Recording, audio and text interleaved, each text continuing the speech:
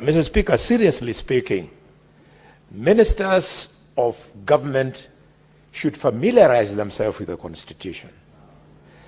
The Prime Cabinet Secretary, we sat with him here up to very late in the night when we were debating the bills that were coming under the new Constitution.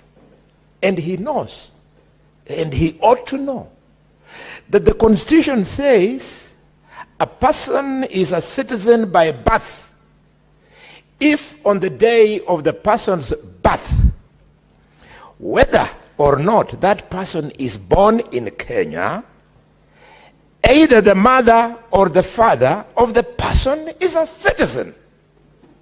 Those children on the streets, Mr. Speaker, the mothers are Kenyans. End of story. So all that we should be seeing are aircrafts bringing them home, and those children automatically being Kenyans by birth. Why are we leaving our children in the streets? Or is it that some of the ministers, God has denied them the gift to get children, so they hate children? How can you punish a child? Look at how that statement, the Senator Okinyori, has connected very well with the program of Linda Mama. Linda Mama, Mr. Speaker, was allowing the woman in Ikolomani to deliver at Shibwe District Hospital and walk away. We have replaced it with the new program, and when I said it here, that comparing Taifa Care to Linda Mama is fraud, I was almost thrown out of the house. This is the fraud that I was talking about. This is the unconstitutional process that we are calling universal health care. How? And we are in this place speaking good English, people who understand the Constitution. We should help the government. The government has ministers who don't have the capacity either to read or to understand what they are reading, Mr. Speaker. Finally, Mr. Speaker, it concerns me on this issue of these young children who are out of the country. They are no different from the two Kenyan political activists who were locked up in Uganda for a long time. It disturbs me that it took the intervention of the former president and not the current president. This House is supposed to remind the executive that, Mr. Speaker, that if you get bonga points by interfering me at home, go and do it in the assembly. What is your point of order? Mr. Speaker, you know we must be stickler of the rules. Standing Order 105, statement of fact. When the senator, who happens to be the chief whip of government, goes on record and says that former president intervened on release of Kenyans, can he provide that evidence before this House? Because we don't want his here, say, in Chang'an drinking dens in Kolomani to get to the floor of the House. He should just take Chang'an and stay there. Don't bring those things here. So can he withdraw or substantiate? Order. Can he withdraw? Order. Can he substantiate? Order. Senator for Nairobi City County. The Senator for Nandi is on a point of order. And therefore, you cannot raise a point of order on him. Now, Senator Fernandi, it may be within your right to raise on a point of order, but the language you're using should be parliamentary. Now, Senator Boni, a point of order has been raised by the Senator Fernandi. You have asserted that there's some Kenyans who are released from Uganda pursuant to the intervention by the former president as opposed to the current president. We need, the point of order is that factual? If yes, would you provide the evidence?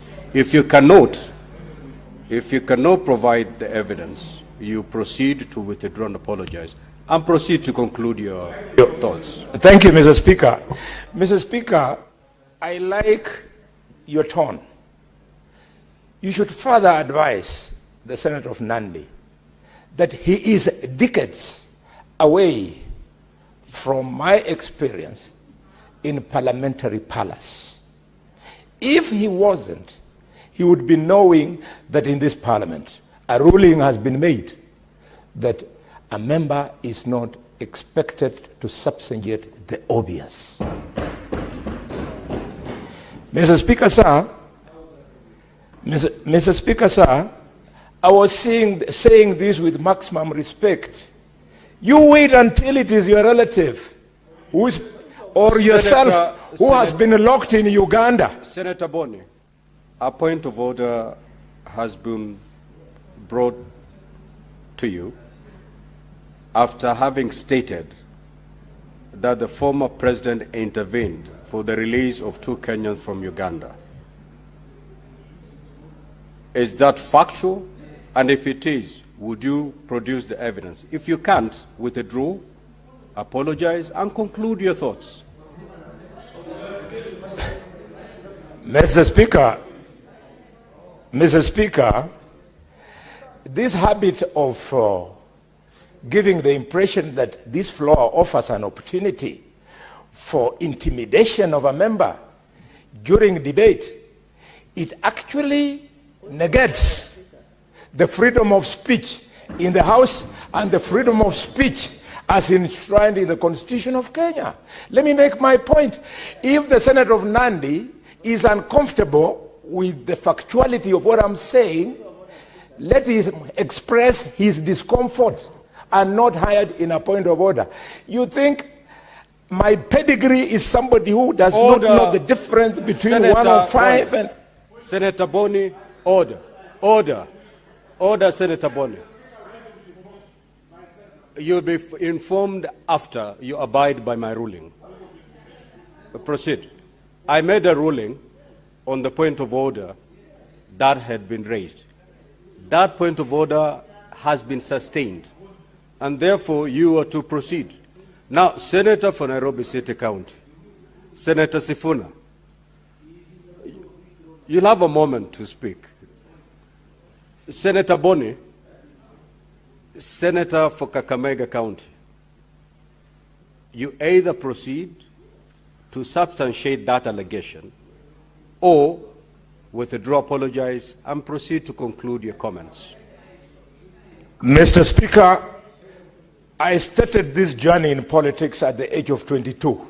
Now, bear with me. Bear with me, Mr. Speaker. It is just 5 seconds, I've finished. Right, at the age of 22, we fought for this constitution for so long, so much so that rather than respond to all things that have been said here, I choose to keep quiet. Senator Boni, if you cannot substantiate, the other option is not to keep quiet. Keeping silence is not an option under our standing orders. If you cannot substantiate, you proceed to withdraw and apologize. Proceed. Mr. Speaker, I see no evidence that I'm unable to substantiate. If such evidence is there, let it be adduced. I am very serious. We are not going to breach provisions of the Constitution just because of a smaller provision that could be found in a standing order. And if the Senator of Nairobi could inform me, please. Senator Boni, we will deal with the point of order raised before I allow the Senator for Nairobi City to inform you. Kindly, you either substantiate now. If you're unable to do so now, you can request for more time. If you're unable to do those two, then kindly proceed with withdraw and apologize and conclude your thoughts. Either way, you need to substantiate. Thank you very much for the indulgence. But I can assure you, I have said, I have chosen to keep quiet for the reason that Kenyans died to have freedom of expression and speech. Please understand these things. We were there before you were not there. Now, honorable senators, you are choosing to stay silent, Honorable Khalwale. Therefore, it means that you failed to substantiate, and the natural consequence will flow. I will therefore rule you out of order and ask you to leave the chamber. For the remainder of today's sitting, I've made a ruling, Honorable Boni. I have given you more than 15 minutes to do what this... No, I've already done the ruling. You walk out of the chamber.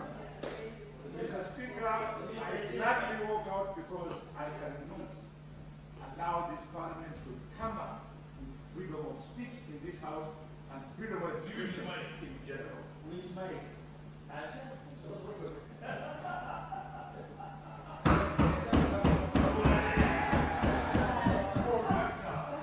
Senator Akinyi, Beatrice. Thank you, Honorable Speaker. Senator Sifuna, it is Senator Beatrice on the floor. Order. Senator Sifuna, the senator you are to inform is no longer in the House. Yeah, Order. No, you don't need my permission to follow him. You don't need permission to follow him. If you elect to follow him, that is not pursuant to the Speaker's direction. Proceed, Senator Beatrice. Thank you, Honorable Speaker. The senior senators leaving should also know that at times silence is power.